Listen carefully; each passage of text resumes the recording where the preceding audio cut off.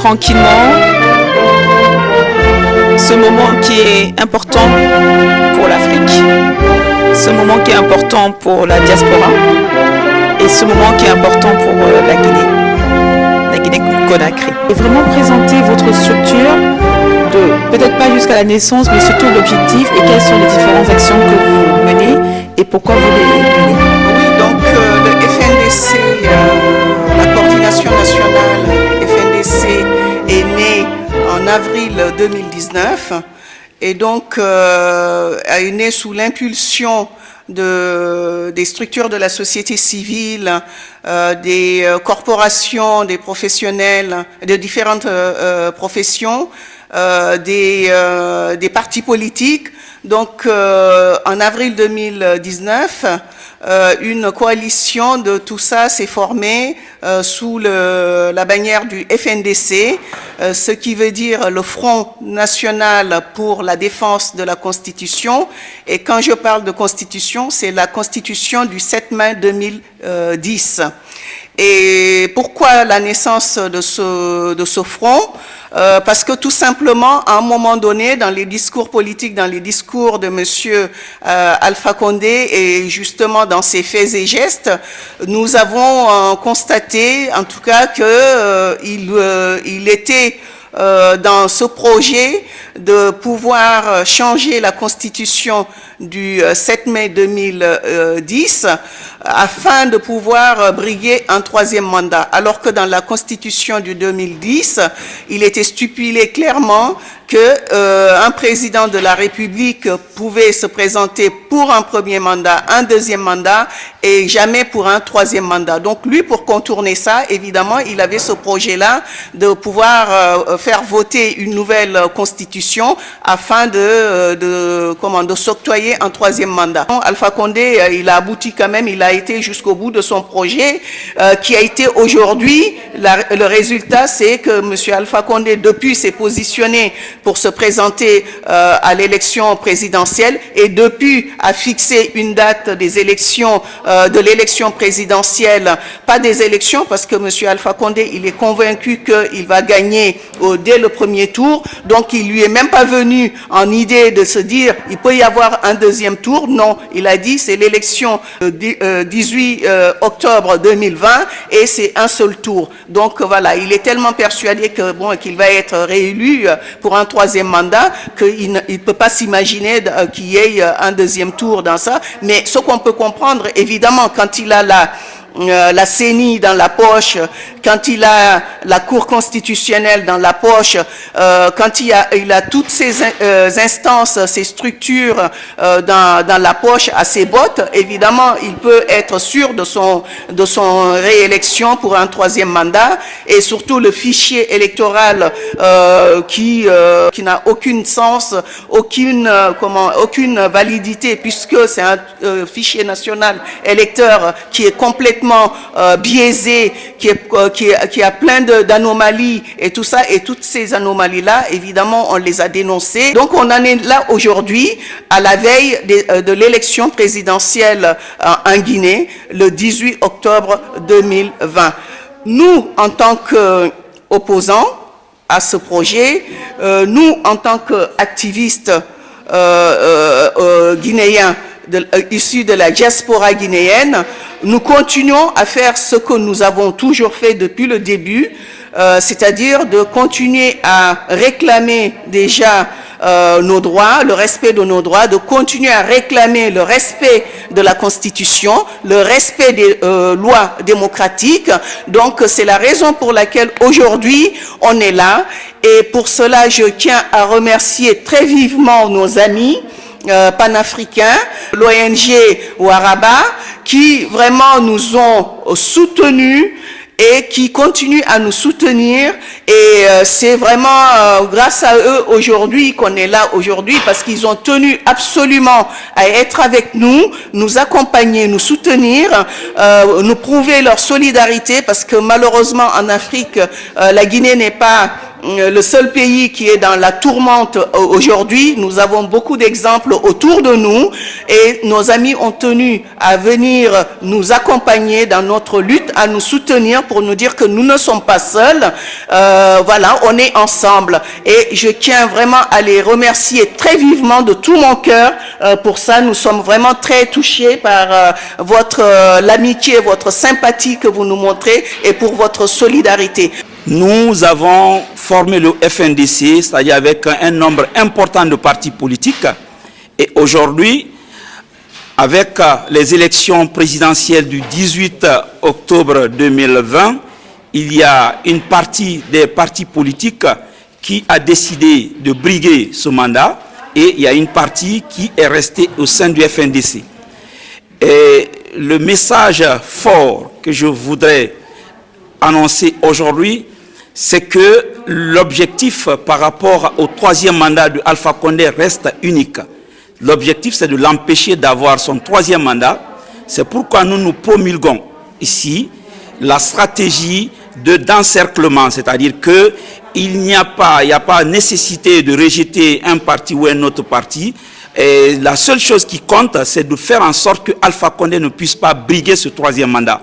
C'est pourquoi aujourd'hui, la Guinée est à la croisée de chemin face à son histoire et par conséquent, il faut tout faire, soit on empêche ces élections présidentielles du 18 octobre et si on ne réussit pas à empêcher ces élections du 18 octobre, il faut tout faire pour que le représentant des partis politiques qui se trouvent en bonne posture pour empêcher Alpha Condé de briguer ce troisième mandat, de l'accompagner, de serrer les rangs pour renforcer le vote en faveur de ce parti. Je crois qu'on n'a pas d'autre solution aujourd'hui. Il y a une chose qui reste claire, c'est que le pays est menacé. Alpha Condé, avec 40 de ses capots, ils ont pris la Guinée en otage. La Guinée, malgré qu'il y a un scandale géologique en Guinée, on a du diamant, on a de la bauxite, on a de l'or, et la Guinée regorge de plein de richesses. La Guinée n'arrive pas à décoller. La Guinée n'arrive pas à décoller parce que tout simplement, nous avons eu des dirigeants véreux, nous avons des dirigeants qui n'ont aucun amour pour la patrie. Sinon, comment se fait-il qu'un vieillard de 82 ans puisse oser se présenter pour briguer un mandat de trop qu'il ne peut pas gérer? Au bout de 2 ans, il va commencer à développer des pathologies. Il est déjà dément, il va avoir d'autres pathologies plus compliquées qui vont l'empêcher d'amener ce pays là où il doit aller. Donc nous en appelons à une mobilisation totale de la Guinée. Nous en appelons à une mobilisation totale de toutes les forces vives de la Guinée, de tous les partis politiques, de la population guinéenne pour voter utile. Pour voter utile, ce vote consiste à ne pas voter pour M. Alpha Condé, ni pour ceux-là qui sont candidats et qui sont là pour renforcer la candidature, c'est-à-dire le vote en faveur de M. Alpha Condé. C'est ce qui compte aujourd'hui. C'est un vote utile, c'est un vote tout sauf Alpha Condé. Aujourd'hui, nous avons besoin de changement. La Guinée a besoin de changement parce que c'est ce changement d'alternance démocratique qui va nous permettre de mettre des structures en place, qui va nous permettre d'accompagner les jeunes, qui va nous permettre de faire valoir des projets de société qui en valent la peine pour l'émergence de la Guinée. Et depuis que le professeur Alpha Condé est arrivé pendant 10 ans, il n'a pu rien faire en Guinée sauf 5 hôtels de 5 étoiles. Il n'a pu rien faire en Guinée sauf dégrader notre économie. Il n'a pu rien faire en Guinée sauf dégrader nos routes. Il n'a pu rien faire en Guinée sauf recycler, je vous dis recycler les cadres de la Guinée qui ont mis en genoux cette nation pendant les anciens régimes qui n'ont pu rien faire pour cette nation. Donc, qu'est-ce qu'un Sorbonnard qui a fait 40 ans en France dans l'opposition, qui semble dire qu'il est professeur de droit, peut venir en Guinée et faire en sorte que nous ne puissions rien profiter pour cette nation? La Guinée a besoin de changement et aujourd'hui c'est le moment de changer.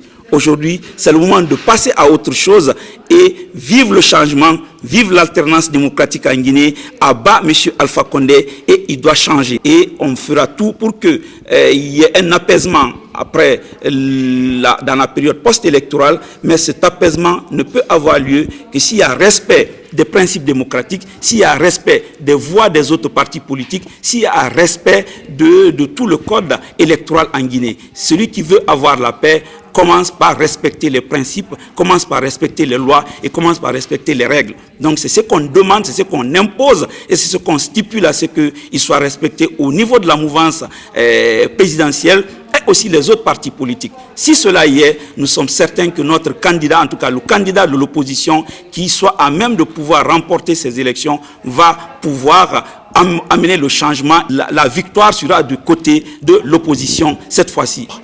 Un message fraternel puisqu'il nous semble intolérable, inacceptable qu'en 2020, chez nous en Afrique, on se querelle, ça encore ça va puisque c'est la politique, mais qu'on s'entretue pour des idées politiques. Ça, ce n'est plus possible. On estime que bon, il s'agit d'une insulte contre les pères fondateurs de nos indépendances. 60 ans de cela, ils se sont battus et nombreux ont perdu leur vie pour nous faire obtenir nos indépendances, non pas pour s'entretuer, mais pour donner de l'espoir à tous les enfants de l'Afrique. 60 ans après, la question se pose de savoir s'il fallait faire ça pour ce résultat-là. Autant de sacrifices pour amener l'Afrique à ce triste constat. C'est une insulte contre les pères des indépendances, mais si aussi c'est un crime contre cette jeunesse. C'est un crime contre cette jeunesse que nos dirigeants sont en train de commettre encore. 60 ans après, nous quereller pour des choses qui nous semblent évidentes, à savoir une alternance démocratique, respecter nos différences, être tolérant, ça devient une insulte, ça devient un crime aujourd'hui encore. Dire que nous voulons ceci, nous ne voulons pas de cela, devient un crime au point où nous sommes encore des réfugiés politiques. Bon, c'est pour cette raison que Waraba a pris naissance au fait. Waraba a pris naissance après avoir établi comme tout un chacun ce triste constat suite à ce qui s'est passé au Mali, puisque nos frères maliens, et nous prions pour eux tous les jours, nos frères maliens ont fait preuve de courage, de persévérance. Ils ont eux aussi enregistré autant de morts, même aujourd'hui, ils enregistrent encore des morts. C'est pour ça que je parle qu'il faut prier pour eux.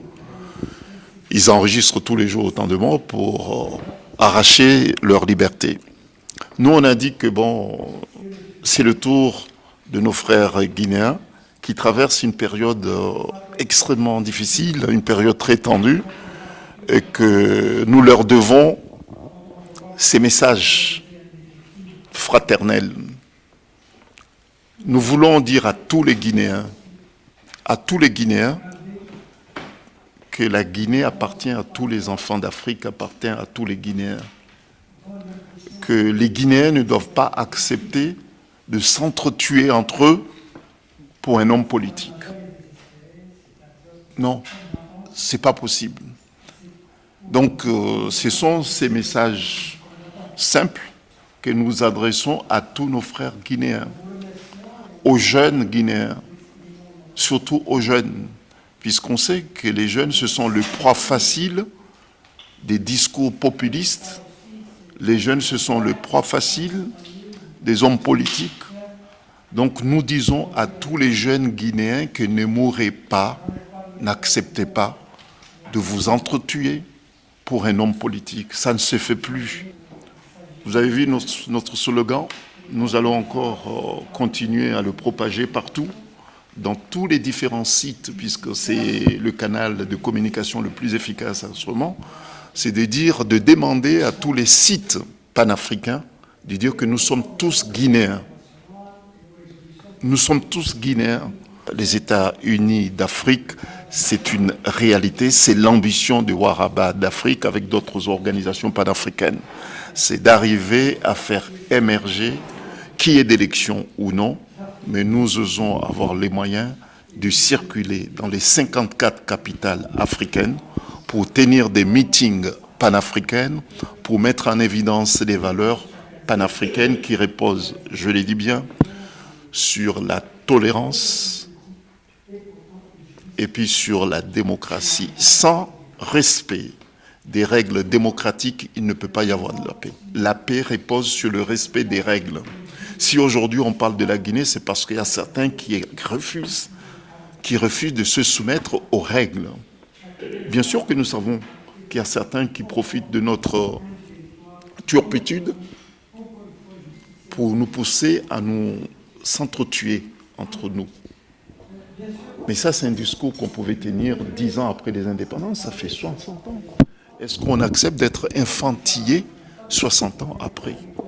Est-ce qu'on accepte 60 ans après nos indépendances, accepter d'être toujours des assistés? 60 ans après, ce n'est plus possible. Nous, ce qu'on souhaite, c'est que dans les prochaines semaines, dans les prochains mois, que cette rencontre se tienne dans une capitale africaine. À partir d'une capitale africaine, on puisse nous parler entre nous-mêmes. Et ça, c'est notre ambition. Donc, le message d'aujourd'hui, c'est un message panafricain à tous nos frères et sœurs guinéens. On est jeudi, vendredi, samedi, dimanche, on sait que c'est déterminant. C'est déterminant. S'il vous plaît, chers frères et sœurs guinéens, surtout les jeunes, vous êtes tous Guinéens. Vous êtes tous Africains comme nous sommes tous Guinéens. Donc n'acceptez pas de vous sacrifier au profit d'une ambition d'un homme ou soi-disant d'une ethnie. Vous êtes avant tout Africains. Vous n'appartenez à aucune ethnie. Votre ethnie, elle est africaine, point barre. Bon, nous, les jeunes Africains, on refuse d'avoir un discours haineux. Et nous n'accepterons pas qu'un dirigeant africain puisse mépriser autant les Africains au point de les pousser à s'entretuer entre eux. Mais nous ne laisserons personne. Nous ne laisserons personne. Et nous engagerons toutes les initiatives, que ce soit politiques, que ce soit judiciaires, pour les traduire. Et c'est pour cette raison que nous disons que vous n'êtes pas seul. La Guinée n'est pas seule. Nous demandons à être associés à toutes les initiatives qui sont des natures à mettre fin à tout ce qui maintient l'Afrique dans cette situation. Et pourquoi cette jeunesse s'engage en politique aujourd'hui? Cette jeunesse s'engage parce que cette jeunesse brave tous les dangers. Tous les dangers pour venir vivre ici en Occident dans des conditions déplorables. La Guinée est devenue le pays numéro 1 en migrants en parlant de jeunes. C'est quand même très important de le dire et de le signifier. Et pourquoi cela? Pourquoi ces jeunes bravent tous les dangers et viennent vivre dans l'indécence? C'est parce qu'en Guinée, la situation est précaire. Parce que la politique qui se fait en Guinée ne leur permet pas de s'épanouir, d'être des auto-entrepreneurs, d'aider au quotidien leur famille et de s'entraider eux-mêmes et de fonder une famille dans la décence. Donc ils bravent des mers, ils peuvent mourir dans cette mer. Ils arrivent ici, ils dorment sous des ponts, sous 20, 30, je sais pas, moins 5 degrés. C'est extraordinaire. Moi, chaque fois que je passe devant cela, je suis abasourdi. Je suis indigné. Et cela parce qu'en Guinée, la politique ne permet pas du tout aux jeunes de s'épanouir. Pourquoi ne prendraient-ils pas, comme tous les autres, un visa normal, et venir dans ces pays passer des vacances, ou même rester, étudier, parfaire leur formation, et retourner dans leur pays, pour ne pas qu'il y ait de la fuite de capitaux. Mais nous assistons à cela. Et ça, c'est la faute d'Alpha Condé. Parce que quand tout va bien dans son pays, on indexe le président, il aime qu'on l'indexe. Mais quand tout va mal, il rejette. Il ne veut pas qu'on l'indexe. Alors il faut l'indexer.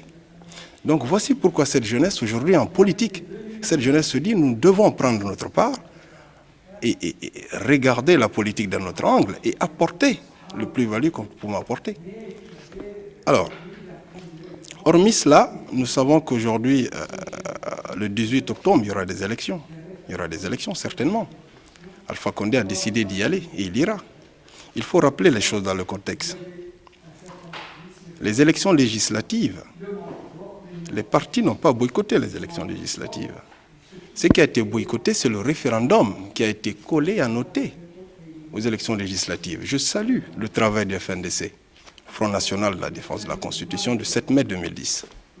Pourquoi ça a été boycotté? Parce que ce référendum donnait droit à imposer une constitution qui allait annihiler celle du 7 mai 2010. Voici pourquoi les différents partis politiques ont boycotté les législatives. Alors nous venons au présidentiel. Il est passé au forcing. Il a fait du forcing. Il a installé la constitution du 22 mars 2020. Il y a une assemblée qui est là, sous le regard de la CEDEAO, sous le regard de l'opinion internationale. Personne n'a dénoncé. Personne n'est venu aider, épauler le travail qui a été fait par le FNDC. Il faut le dire. Il faut le dire. Alors, au regard de certains partis politiques, voyant cela, le laissant étaler son agenda, il ne fallait pas céder du terrain. Nous sommes à la croisée des chemins. Comment est-ce qu'on peut, à ce tournant aussi décisif, rester neutre pendant que nous avons le droit de poser le vote pour n'importe quel candidat? C'est extraordinaire. On ne peut pas rester chez soi et refuser l'acte citoyen le plus noble que nous pouvons avoir, c'est d'aller voter et de choisir pour un candidat. Donc moi, je ne peux pas comprendre que certains partis politiques ne veuillent pas aller apposer ou même soutenir un candidat qui est passible à battre Alpha Condé. Parce qu'aujourd'hui, c'est cela la réalité. Mon confrère du PDN l'a dit. Celui qui est capable d'enlever cet homme qui a un agenda bien écrit, bien délimité, il faudrait le soutenir. Il faudrait le soutenir, c'est ça aussi le principe de l'alternance démocratique. On se bat sur tous les fronts, et dans la rue, et dans les urnes. Les Africains doivent se battre ensemble lorsqu'ils sont en diaspora.